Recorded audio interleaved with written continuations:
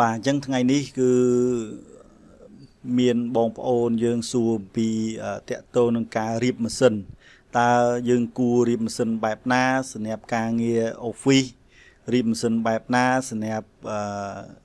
លេង game រៀបម៉ាស៊ីនបែបណាសម្រាប់កាត់តវីដេអូឥ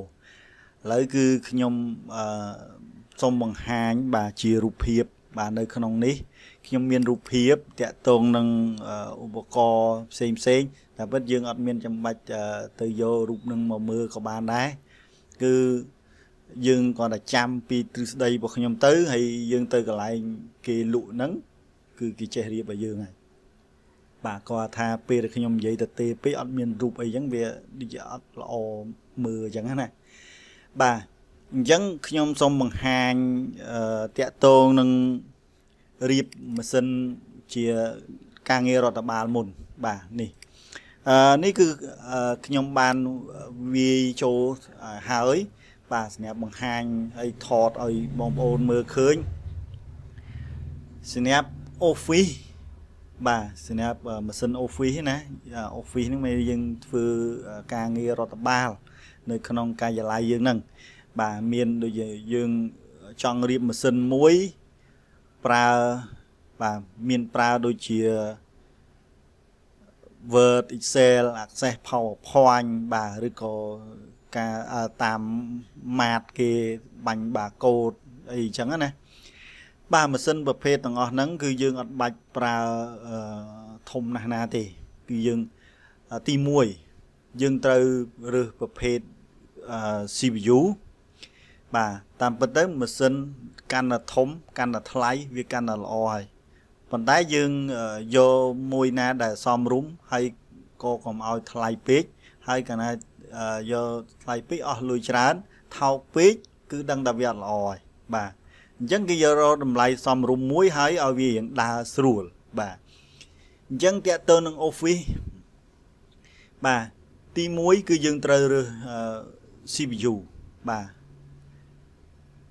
សម្រាប់ Office យើងអាចប្រើ CPU ត្រឹមតែ Core i3 ចំនួនទី5ចុះមកបាទទី1ទី2ទី3ទី4ទី5បាទគឺប៉ុណ្ណឹងវាសមរម្យហើយអត់បាច់ខ្ពស់ជាងនឹងទៀតទេបើយើងមានលុយទិញខ្ពស់ជាងហ្នឹងក៏វាតែល្អដូចជា Core i5 អីចឹងទៅ Core i7 អីចឹងហើយប៉ុន្តែនេះគឺខ្ញុំប្រាប់ថាជាការសមរម្យមួយយើងអាចប្រើបានណាបាទ Core i3 ចំនួនទី1ទី2ទី3ទី4ទី5បាទគឺបានហើយបើយើងមានថាវិការច្រើនទី6ទី7ទី8ទី9អីចឹងទៀតទៅណា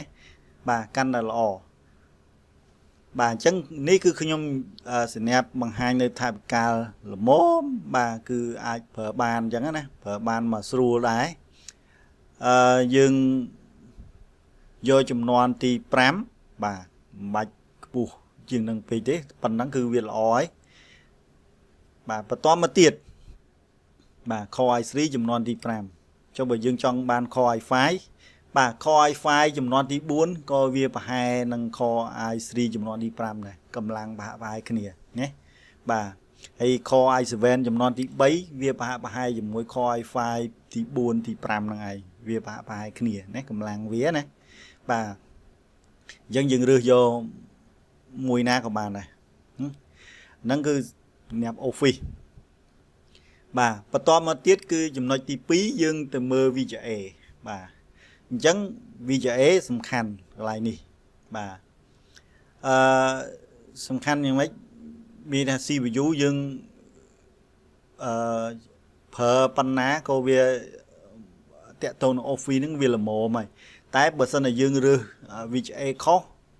គឺយើងអាចធ្វើឲ្យម៉ាស៊ីនយើងប្រើទៅវាអត់ស្រួលទេវាប្រើទៅអាចយឺតបាទសម្រាប់អ្នក Office គឺកាលណាយើងប្រើ VGA ប្រភេទ NVIDIA ឬក៏ Quadro បាទ VGA ឬក៏ GPU ហ្នឹងគឺប្រភេទ graphic មិនថាសម្រាប់បង្ហាញពណ៌ឲ្យដិតឲ្យច្បាស់ឲ្យល្អអញ្ចឹងណាបាទឲ្យ graphic ហ្នឹងដើរស្រួល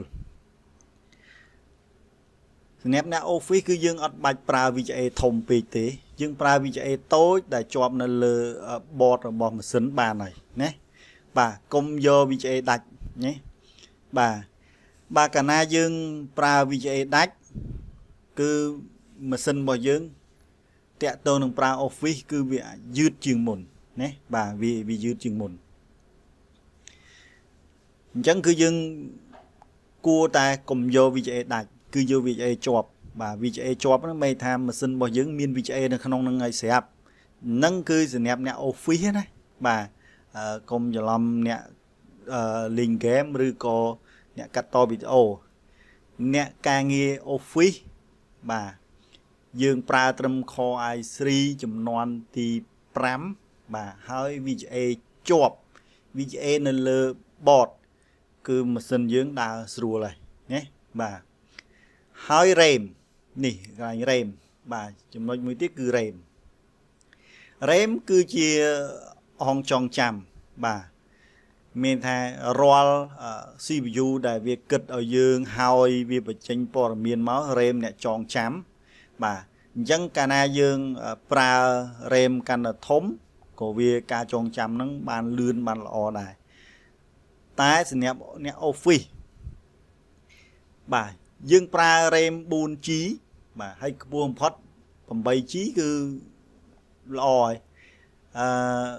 mà lọ cứ bảy chi nó cứ mà lọ nó hay bây giờ đọc vào muối nó có vì hợp tà lọ chứng nâng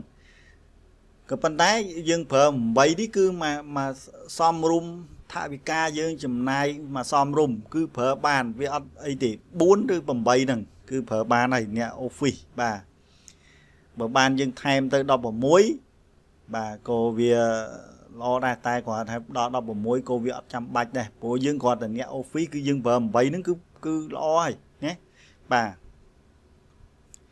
anh cứ sự nẹp nè office á bà nẹp khăn video cứ xem lấy cứ nhom pong là GMP nè office thế này bà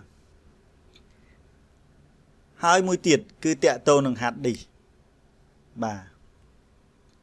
hạt đi cứ miên tu nền ti sầm rạp store tên ấy bà roll ai cả xa tình đấy nó cứ chỉ ai cả xa rồi cổ bên JP không computer với ngay là software dương nắng bà vì bàn chạy chụp pí software nó bàn chạy chụp pí OS hay nâng application á lấy cái gì app nâng bà chờ là so cắt đó nè application bà chẳng canapé để dương trong oi mà xin nâng đà lươn cô tẹt tôn cho mùi nâng hạt đi tài pro pê để dương ba computer mà phim ta ở vậy cứ để dương mưa khơi bà môn kế cứ Windows bà to mới dương pra ấy pra office bà Word Excel lắm chẳng à tầng on nâng viên nơi nè bà cứ việc tục nào nơi nông hạt đi dân nơi p đài CPU RAM việc kịch khơi việc tiên tranh nhau mà bà dân cana hát đi dương dượt bà việc tiên mà dượt đài nhé bà chấm pua hát đi rư có SSD bà SSD bà SSD đó nghe am trong đạch nhé bà ADD ní cứ mà hát đi bà hát đi ní cứ SSD nó cứ tranh mày năng chia cả tục bây giờ chia upaco tục po là miền rồi có cái là tên ở đây rồi có cam thi ấy đó cứ về lươn chiêng hạt đi bà pram đòn cồn pram bà lươn kháng chẳng bờ sân là dương pra chỉ hạt đi vì ai dương hạt đi hiện dư bà chốc việc vì muốn kịp cho bà kẹo khơi đập bàn nắng bà chẳng cứ bờ sân là dương ban pra chỉ SSD cứ mê tham mà sân dương vì căn là ó căn là lươn bà pro p để RAM rồi có CPU tiên bà tiên Windows bà mẹ việc đa từ đầu miền ca kịch ấy thế bà cứ CPU nâng RAM nó CPU kịch hay RAM tròn trăm tục hay tiên trên việc hát đi bà tiên máu bà sân hát đi nâng việc bao trọ tôi chẳng việc nghi tranh mau ruồi tỉ tranh để chẳng may thay vì dư xa hát đi nâng đài chẳng dương cua tại pra bà bà này cứ anh ấy cứ lươn miên môi tiết cứ lươn chiêng SSD đừng tiết cứ âm thu ghê nó bà anh ông cứ lươn chiêng anh ấy pram đòn tiết nè bà chẳng khó khăn pram đó anh ấy tôi chiêng anh ấy pram đòn dứt chiêng anh ấy pram đòn ấy âm thu nó lươn chiêng anh ấy pram đòn tiết bà chẳng á chẳng cứ dương trời rửa do hát đi đại phết na đại lươn chẳng vì ai to tình đây của lươn tiền tranh do mà pra của lươn bà chẳng thưa ai mà sân dưỡng lươn bà tam bọt vì sao bọt nhóm phở office bà rem buôn rồi có bầm bay chi nâng cứ việc pra hòn bà tay dứt cứ dứt đời xa hát đi cha bà mày cái nói bờ dương phở ADD ní cô vì tụ đài tay bờ ban pra này máu bà cứ lườn chẳng chấm pu nè office bà bậc hết VJ ní cứ lục chào ở trong bạch giữa pra việt thì cái na pra cứ một sân dương viết đa dư đây nhé bà lấy cứ tẹt tô nâng một sân office cứ viết tập phần năng tề vì sầm khăn cứ upacorn tàng buôn đó ngại dương rư hồi trầm trớ vì ai đào sưu lại nè office cho snap nè cắt to video mình bà snap nè cắt to video bà vì mình không AP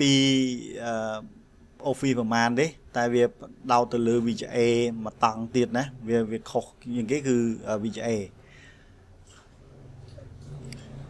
bà snap cắt to video rồi cô nhẹ link kèm bà cứ bởi dương trong pra Core i3 bà chắp pi chùm non tí pram lang tới bà như tới Core i5 tí 4 lang tới Core i7 tí 3 lang tới bà cứ setup phở bà nấy việc là ấy bà chắp pi nâng tới cứ phở bàn nhé bà hay tôi chừng nâng cứ bà pra tí tụa nhé bà chắp pi nâng tới cứ việc con được phía việc là ấy bà rồi lấy vi châu đó chùm non tìm buồn tí ấy bà hay miên môi tiết khi nhóm mặt bàn đã về phê workstation bài tha miên mà sân thì workstation nắng cái CPU với phê on bà cứ với men chùm non men Core i3 còn men Core i5 men Sven này thế cứ phê on tam đòn chẳng bà chẳng bật chùm pu nè cắt to video rồi còn nè link game nè chùm nói ti muối CPU dương nắng cứ chắp pi năng lang từ lử bà office dương chắp pi năng cho từ Chrome năng cứ dương bà Chrome thầm voan đó này Core i3 voan này chẳng chùm nói ti muối chẳng này chùm nói ti muối tôi chỉ nên có việc bà pra đây nhé bà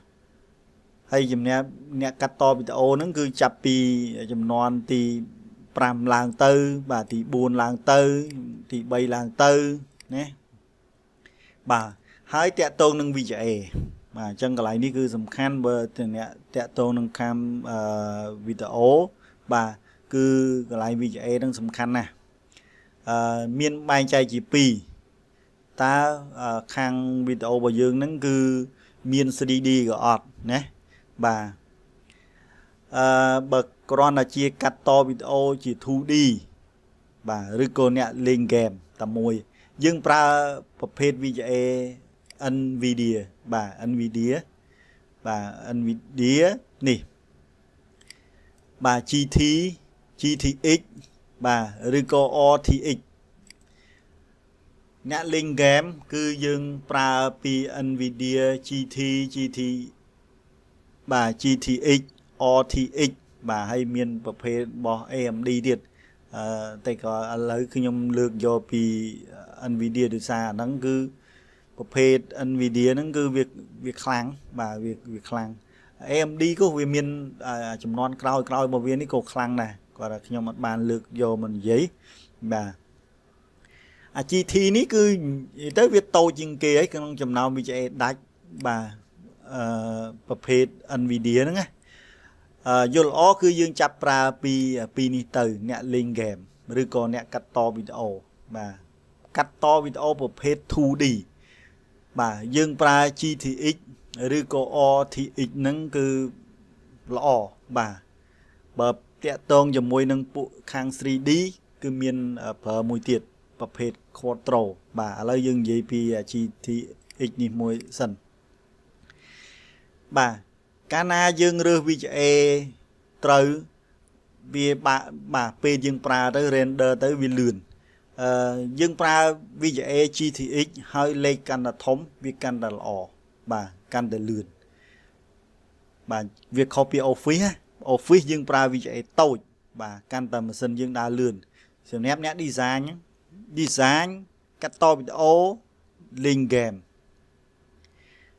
ប្រើ VGA កាន់តែធំបាទរូបភាពកាន់តែ smooth បាទដើរលូនណាដើររលូនហើយ render ក៏លឿនបាទ graphic print ចេញមកឬក៏ render ជាវីដេអូចេញមកគឺគុណភាពល្អ game លេងអត់តាក់បាទអាហ្នឹងបើសិនតែយើងប្រើចាប់ពី GTX ទៅលេខកាន់តែខ្ពស់កាន់តែល្អបាទតែលេខកាន់ខ្ពស់វាប្រើអស់លុយច្រើនដូច GTX នេះបើសិនតែយើងបាទនិយាយជាប្រភេទថវិកាសមរម្យមួយណាបាទគឺយើងអាចប្រើ1060បាទ 3G ណា 3G អាហ្នឹងគឺមកសមរម្យវាមិនខ្លាំងណាស់ណាអីទេបែរតែធន់កដាលហើយយើងប្រើប៉ុណ្ណឹងគឺប្រើបានណារកស៊ីបានគឺប៉ុណ្ណឹងហើយបើបានអានេះ 6G ទៀតវាហត់តែល្អទៀតហើយ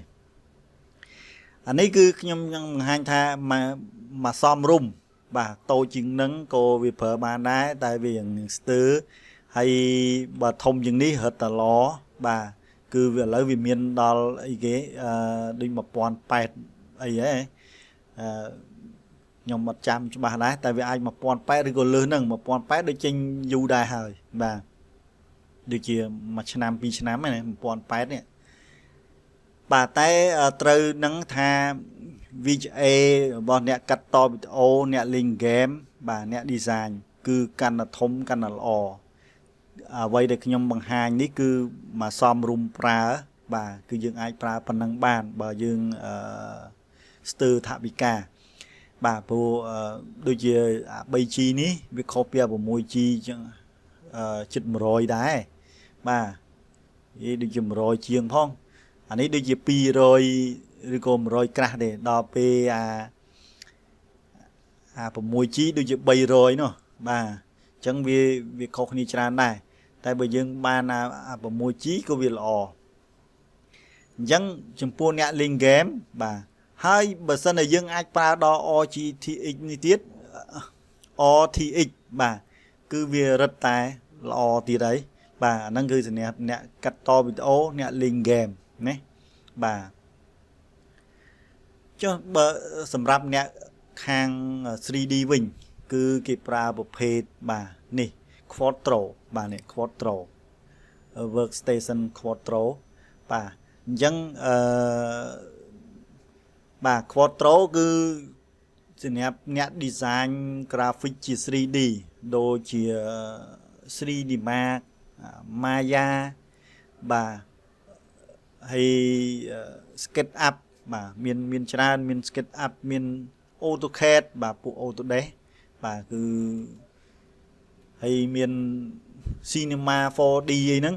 បាទគាត់ថាពួក Quattro ថ្លៃមានរហូតដល់ 10000 អីនោះបាទគាត់ថា VGA មកដើមបាទនេះប្រភេទនេះបាទអានេះគឺខ្ញុំកត់ត្រួសទេវាបែរថា Quattro នឹងវាមានស៊េរីវាបាទមានស៊េរីលេខបាទលេខទៅទេ Quattro លេខ2000លេខ4000លេខ5000អញ្ចឹងមានអា Quattro ប្រភេទ P អញ្ចឹងទៅ P 2000 P 4000អីចឹងទៅបាទហើយប្រភេទ M អីចឹងទៅបាទ M 2000 M 4000បាទស៊េរី K ស៊េរីអីចឹងទៅបាទដូចជាប្រភេទ M យើងថ្លៃជាងគេក្រោយមកឥឡូវវាមាននេះ Quattro RTX ដែរអាហ្នឹងរត់តែថ្លៃទៀតដែរបាទប្រភេទទាំងអស់នេះគឺសម្រាប់បាទប៉ុណ្្នេះហ្នឹងណាសម្រាប់ពួកខាងកាត់តវីដេអូបែបជា 3D បាទ hay bờ cắt to video dương chỉ thu đi dương á bây giờ per Premiere After Effects ấy nắng cứ dương pra GTX lọ bà còn được việc lọ hay thu lại chiền bà Minethan nè phần lật nắng cứ cái phần lật vừa khóc nia làm bây giờ dương tinh bà tinh xem nè tại mẹ nên cắt to video dương on ai per đi bán đấy nè per bàn dương per việc bàn này tại vì ai per tới mình sơ thử chùm niên nhé từ xa việcประเภท bộ 3D việc thời chùm niên chiền việc o chiền nhé hỏi việc thay điệt chẳng mà cũng đã thay đáy hay mình sơ trời chùm niên viết những pra này tới thu thay chiền bà chẳng này bà chẳng nhom lực xa làng vĩnh bà chùm pôn nè Office bà dương ai pra trầm kho ai srí chùm non thì pram bán rếm bà bầm bầy chi bà bầy chi lo ai pan năng bạch đó đó bầm môi non đó lôi nè dương phở tầm bấy lo ai té trời pra vi chạy chọp nè đầm bầy việt đà lươn cứ không ai tẹt không ai ấy chẳng phở vi chạy chọp bà đập hay hạt đi cứ phở SSD mất lò chấm pôn nghe cắt to video bà ai pra vi chấm non thì pram lang từ lứa mà hỏi vi chạy trời tài do vi chạy Nvidia GTXឬក៏ RTX នឹងបាទលេខកាន់តែធំកាន់តែល្អបាទហើយ RAM បាទ RAM គឺយើងអាចប្រើ16បាទត្រឹម16និង24ប៉ុណ្ណឹងគឺមកល្អអត់បាច់ដល់32ឬក៏ 64G ទេបាទវាបាទបើសិនជាយើងប្រើដល់32ឬក៏64អាហ្នឹងបើយើងប្រើជា VGA គួបគ្នាអាហ្នឹងយើងអាចប្រើបានបើយើងប្រើតែ VGA ម្ដងយើងប្រើត្រឹម16ឬក៏24ហ្នឹងគឺវាល្អណាស់ហើយយើងមិនបាច់យកធំជាងនឹងទៀតទេកាលណាធំជាងនឹងទៀតគឺពេលដែលយើង render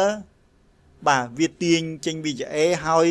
RAM យើងនៅសល់ចោលដដែលទេបាទតែបើយើងមានលុយច្រើនយើងចេះដាក់ទៅលើសហ្នឹងក៏បានដែរអត់អីទេតែតាមបបិសោរបស់ខ្ញុំគឺខ្ញុំប្រើ 16G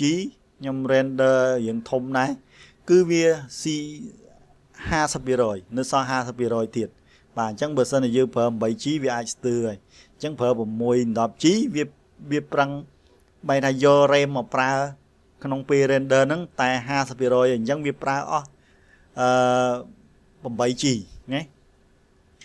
បាទអញ្ចឹងវានៅសល់ 8G ទៀតអញ្ចឹងដែលខ្ញុំប្រាប់ថាប្រើត្រឹម16ឬក៏24ហ្នឹងគឺបាទមកល្មមបាទមកល្អហើយសំខាន់គឺយើងត្រូវតែដូរហាត់ឌីសឲ្យល្អទៅបាទបើសិនតែយើងមាន RAM 6-10ហើយយើងមិនបាច់តម្លើងទៀតទេដូរហាត់ឌីសឲ្យល្អដូរ VGA ឲ្យល្អបាទហើយ CPU ដូរអត់កើតបាទអញ្ចឹងគឺប៉ុណ្ណឹងឧទាហរណ៍ថាបើយើងយកទិញ Core i7 មកចំនួនទី5បាទឬក៏ទី6អញ្ចឹងទៅអញ្ចឹងដូរអត់កើតទេគឺវានៅតែ5ហើយ6តែយើងដូរតែ VGA ទៅបាទ VGA បាទ VGA នេះបានណា 6G មកបាទល្អហើយ hard disk បាទដូរទៅ SSD មកឬក៏ M1 M2 ហ្នឹងរត់តែល្អទៀតបាទអញ្ចឹងយើងអត់បាច់តម្លើង RAM ទៀតទេ RAM ត្រឹម16បាទគឺវាបានហើយធំផុត24យើងមិនបាច់ទៅដល់លឺនឹងទៀតទេណាបាទយើងអញ្ចឹងនេះគឺជា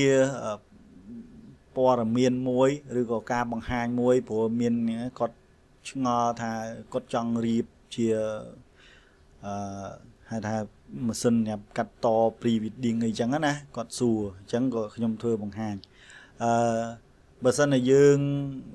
ទៅយើងអត់ដឹងយើងទៅទិញនៅហាងជាទូទៅគេឲ្យយើងយកអាធំបាទអស់លុយច្រើនបាទតាមពិតទៅធំតែកាន់តែធំវាកាន់តែល្អហើយវាអត់មានបញ្ហាទេតែសំខាន់បញ្ហានៅលើថវិកាពេលខ្លះយើងចង់បានថវិកាប៉ុណ្នេះ ហើយម៉ាស៊ីនហ្នឹងគឺមកប្រើម៉ូមប្រើការបានអូស៊ីបានបាទអញ្ចឹងគឺអ្វីដែលខ្ញុំរៀបរាប់មិញគឺបានហើយកុំភ្លេចគឺអ្នក Office មិនបាច់ដាក់ VGA ដាច់ទេកាលណាដាក់ VGA ដាច់គឺវាយឺតហើយណាបាទអញ្ចឹងហ្នឹងហើយថ្ងៃនេះគឺតែប៉ុណ្្នឹងទេហើយបើបងប្អូនណាអត់ច្បាស់ពីការរៀបម៉ាស៊ីននេះអញ្ចឹងគឺខ្ញុំនឹងបង្ហាញម្ដងទៀតខ្ញុំកត់ឲ្យច្បាស់លាស់ថាប្រភេទ Office មួយណាប្រភេទ Design មួយណាប្រភេទកាត់តវីដេអូមួយណាអានេះវីដេអូនេះភាគច្រើនគឺខ្ញុំអត់បានរៀបជាឯកសារច្រើនទេគឺសំខាន់គឺលើការបកស្រាយបងប្អូនស្ដាប់ឲ្យយល់ទៅអាចកត់ខ្លួនឯងហើយយកទៅទិញតាមនឹងទៅអត់ខុសទេណាបាទអញ្ចឹងហ្នឹងហើយសូមអរគុណបាទជួយ share ជួយ comment ជួយអីចឹងដឹងថាតើបងប្អូនស្ដាប់ទៅយល់ឬអត់ជួនកាលខ្ញុំបញ្យល់តែខ្ញុំខ្លួនឯងបាទអញ្ចឹងបើសិនណាបងប្អូនអាច comment ប្រាប់ថាកន្លែងនេះវាអត់សូវយល់អត់អីចឹងខ្ញុំនឹងព្យាយាមបង្ហាញឲ្យល្អជាងហ្នឹងបាទហើយសូមជួយ share subscribe ផងបាទអរគុណ